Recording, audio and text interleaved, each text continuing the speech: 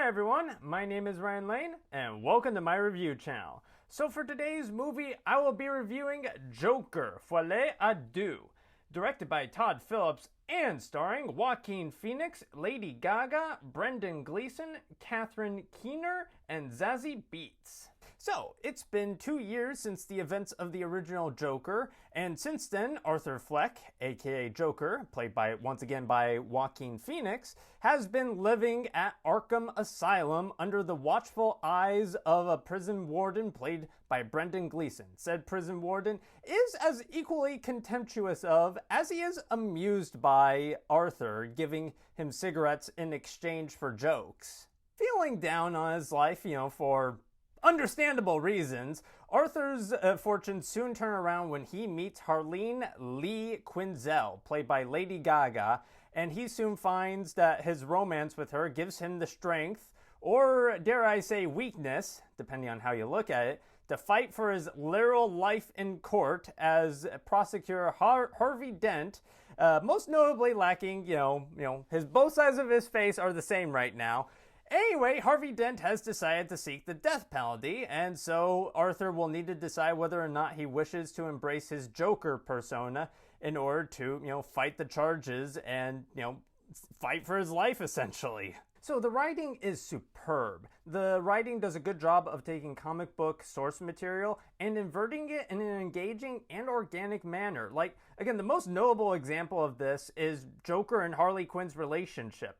Again, in the original Batman animated series from which Harley Quinn emerged, the story went that Harley Quinn was a psychiatrist at Arkham Asylum who was manipulated by Joker into becoming, Harley Quinn.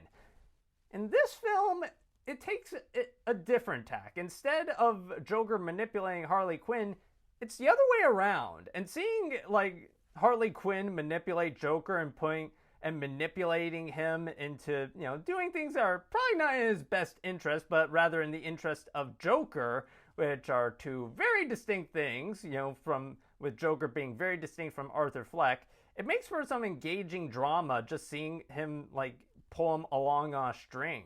The film features a commentary on fame and the caustic effects it can have upon the user, even as the user experiences exuberant highs through performance art.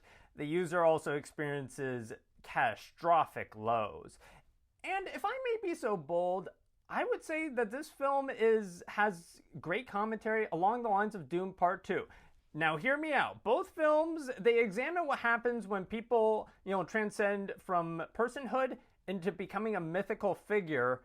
And I would argue Joker takes it a step further. Like, what happens when the mythical figure decides, no, I'm done with this, I'm not going to do it. And Joker takes a much more cynical route, to say the least. So the inclusion of singing into the plot works surprisingly pretty well, I would argue. The songs choices fit well with the drama, but I will say some of the songs feel a touch, I wouldn't say they're on the nose, they just feel extraneous in some cases. I'm like, did we really need a song in that location?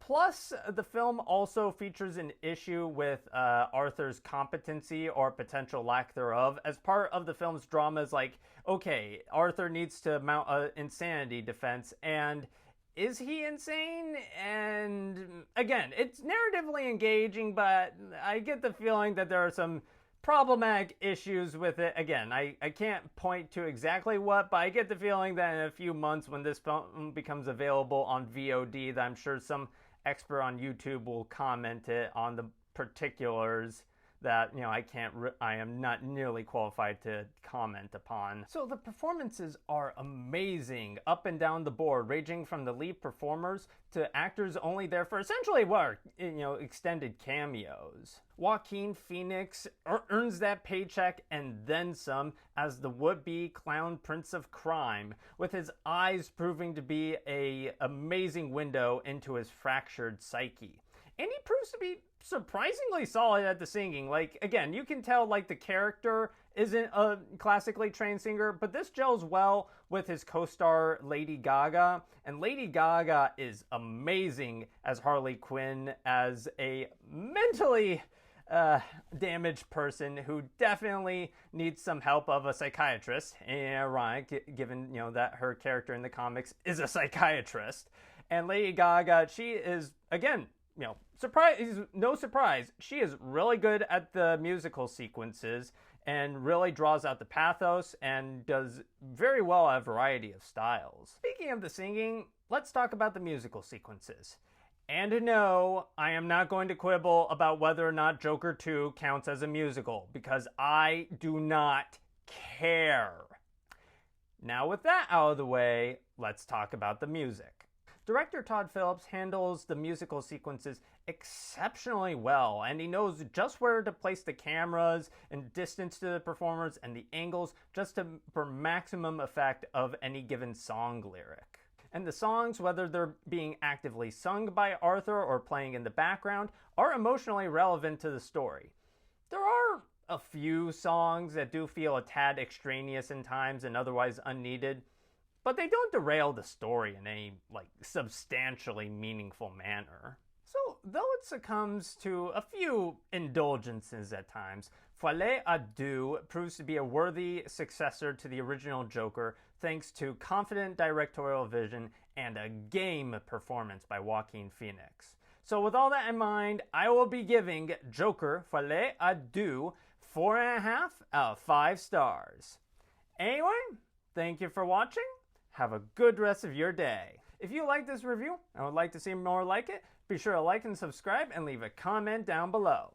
And for today's comment section prompt of the day, which do you prefer, the original Joker or the sequel?